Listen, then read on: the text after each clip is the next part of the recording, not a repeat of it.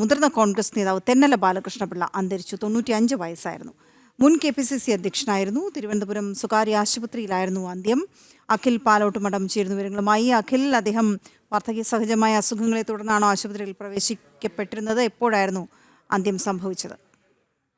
വീണ, കേരള രാഷ്ട്രീയത്തിൽ അതിലുപരി കോൺഗ്രസ് രാഷ്ട്രീയത്തിൽ ഏറ്റവും സൗമ്യനും ഏറ്റവും പ്രഗത്ഭനുമായ രാഷ്ട്രീയക്കാരിൽ കേരള രാഷ്ട്രീയത്തിലെ ഒരു പ്രമുഖൻ തന്നെയാണ് തെന്നല ബാലകൃഷ്ണപിള്ള എന്ന് പറയുന്നത്.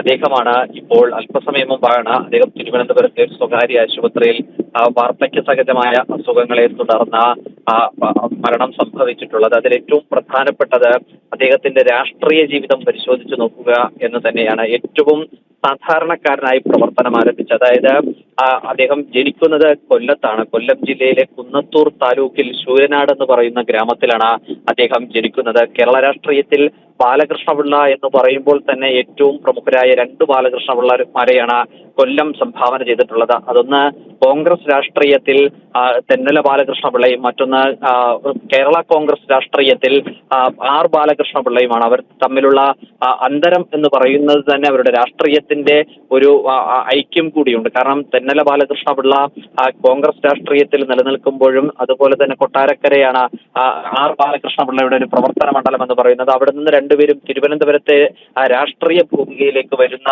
ഒരു ചരിത്രത്തിലേക്ക് മാറുന്ന ഒരു സാഹചര്യം ഉണ്ടാകുന്നു. ഞാൻ നേരത്തെ സൂചിപ്പിച്ചതുപോലെ ശൂരനാട് ഗ്രാമത്തിൽ 1931 അതായത് സ്വാതന്ത്ര്യാനന്തര ഭാരതത്തിന് മുമ്പ് ജനിക്കുകയും സ്വതന്ത്രാനന്തര ഭാരതത്തിൽ രാഷ്ട്രീയ പ്രവർത്തനം നടത്തുകയും സ്വതന്ത്രാനന്തര ഭാരതത്തിൽ തന്നെ ജനപ്രതിനിധിയാകുകയും ചെയ്ത ഒരു രാഷ്ട്രീയക്കാരൻ കൂടിയാണ് ഈ തെന്നല ബാലകൃഷ്ണപിള്ള എന്ന് പറയുന്നത്. കോൺഗ്രസിന്റെ പുളിക്കുന്നം വാർഡ് കമ്മിറ്റിയുടെ പ്രസിഡന്റായാണ് അദ്ദേഹത്തിന്റെ രാഷ്ട്രീയ ജീവിതം ആരംഭിക്കുന്നത്. എന്നാൽ കോൺഗ്രസിന്റെ വിദ്യാർത്ഥി സംഘടനാ പ്രവർത്തനത്തിലൂടെയോ യുവജന സംഘടനാ പ്രവർത്തനത്തിലൂടെയോ ഒന്നും ശ്രദ്ധേയനാവാത്ത തെന്നല ബാലകൃഷ്ണപിള്ള കോൺഗ്രസ് രാഷ്ട്രീയത്തിൽ വാർഡ് കോൺഗ്രസ് കമ്മിറ്റി മുതൽ സംസ്ഥാന കോൺഗ്രസ് കമ്മിറ്റി KPCCയുടെ അധ്യക്ഷൻ വരെ ആയി മാറുന്നു എന്നതാണ് അദ്ദേഹത്തിന്റെ രാഷ്ട്രീയ ഗ്രാഫ് നമുക്ക് പരിശോധിക്കുമ്പോൾ മനസ്സിലാക്കാൻ സാധിക്കുന്നത്. കോൺഗ്രസിന്റെ പുളിങ്കുന്നം വാർഡ് കമ്മിറ്റിയുടെ പ്രസിഡന്റായി രാഷ്ട്രീയ ജീവിതം തുടങ്ങുകയും പിന്നീട് കുന്നത്തൂർ ബ്ലോക്ക് കോൺഗ്രസ് കമ്മിറ്റിയുടെയും ശൂരനാട് മണ്ഡലം കോൺഗ്രസ് കമ്മിറ്റിയുടെയും പ്രസിഡന്റായി പ്രവർത്തിച്ച് പിന്നീട് DCC പ്രസിഡന്റായി മാറുന്നു കൊല്ലത്തെ. അതിനുശേഷമാണ് 1962 അദ്ദേഹം ആദ്യമായും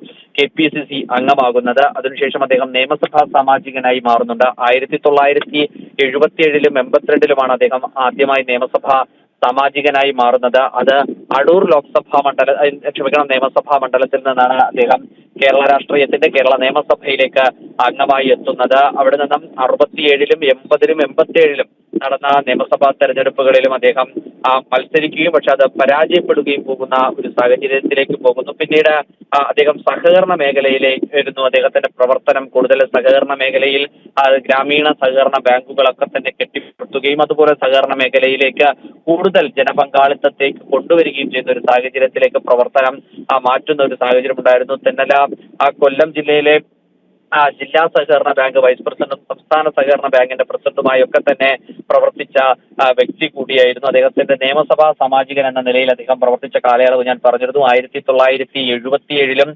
1980 82 87 2 ടേമുകളിലായിട്ടാണ് അദ്ദേഹം അടൂരിനെ പ്രതിനിധീകരിച്ചുകൊണ്ട് കേരള നിയമസഭയിലേക്ക് എത്തുന്നു. നിരവധിയായ സബ്ജക്ട് കമ്മിറ്റി ബഡ്ജറ്റ് പ്രസംഗങ്ങളിലൊക്കെ തന്നെ ശ്രദ്ധേയമായ ഇടപെടലുകൾ ആ കാലയളവിൽ ഒക്കെ തന്നെ തെന്നല ബാലകൃഷ്ണൻ നടത്തിയതായൊക്കെ തന്നെ സഭാരേഖകളിലൊക്കെ തന്നെ അത് നമുക്ക് മനസ്സിലാക്കാൻ സാധിക്കുന്നുണ്ട്. അദ്ദേഹത്തിന്റെ ഞാൻ നേരത്തെ സൂചിപ്പിച്ചതുപോലെ അദ്ദേഹം വാർഡ് കോൺഗ്രസ് കമ്മിറ്റിയുടെ അധ്യക്ഷ പദത്തിൽ നിന്നാണ് പിന്നെ മണ്ഡലം കോൺഗ്രസ് കമ്മിറ്റിയിലേക്ക് പോകുന്നു, പിന്നീട് ബ്ലോക്ക് കോൺഗ്രസ് കമ്മിറ്റിയിലേക്ക് പോകുന്നു, ജില്ലാ പ്രസിഡന്റ് ആകുന്നു.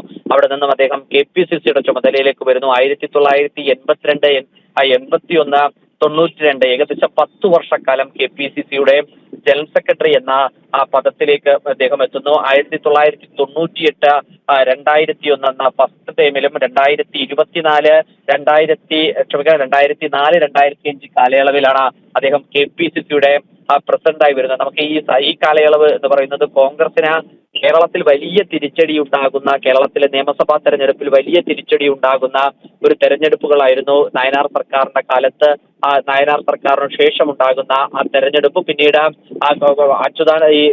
കരുണാകരനെയും പിന്നെ AK ആന്റണിയും ഒക്കെ തന്നെ അധികാരത്തിലെത്തിക്കുമ്പോൾ KPCCയുടെ അധ്യക്ഷ പദം അലങ്കരിച്ചിരുന്നത് തെന്നല ബാലകൃഷ്ണപിള്ളയായിരുന്നു. തെന്നല ബാലകൃഷ്ണയ്ക്ക് മുമ്പ് KPCC അധ്യക്ഷ പദം അലങ്കരിച്ചിരുന്നത് PP തങ്കച്ചനാണ്. പിൻഗാമിയായി എത്തുന്നത് രമേശ് ചെന്നിത്തലയുമാണ്. അങ്ങനെ കേരള രാഷ്ട്രീയത്തിൽ ഒരു നിർണായകമായ ഏടുകളിൽ, നിർണായകമായ ഘട്ടങ്ങളിലൊക്കെ തന്നെ അദ്ദേഹത്തിന്റെ പ്രവർത്തനം അത് നിർണായകമായി നമുക്ക് വെളിപ്പെടുത്തണം. അദ്ദേഹത്തിന്റെ മറ്റൊരു പ്രത്യേകത കൂടി, അദ്ദേഹം കോൺഗ്രസ് രാഷ്ട്രീയത്തോടൊപ്പം സഞ്ചരിക്കുമ്പോഴും അദ്ദേഹം തികഞ്ഞ ഒരു ഗാന്ധിയൻ ശൈലിയിൽ എല്ലാ രാഷ്ട്രീയ പ്രവർത്തകരോടും, കക്ഷി രാഷ്ട്രീയത്തിനും അപ്പുറത്ത് മറ്റു ഇതര രാഷ്ട്രീയ പ്രവർത്തകരോടും യുവാക്കളോടും ഒക്കെ തന്നെ വലിയ വാത്സല്യത്തോട് പെരുമാറിയിരുന്ന ഒരു രാഷ്ട്രീയക്കാരൻ കൂടിയാണ് അദ്ദേഹം എന്ന് പറയുന്നത്. അദ്ദേഹത്തിന്റെ രാജ്യസഭയിലെ കാലയളവ്, അദ്ദേഹം രാജ്യസഭയിലും പ്രവർത്തനിച്ചിരുന്നു എന്നതാണ്. 1991, 92, 98, 2003, 2009 അങ്ങനെ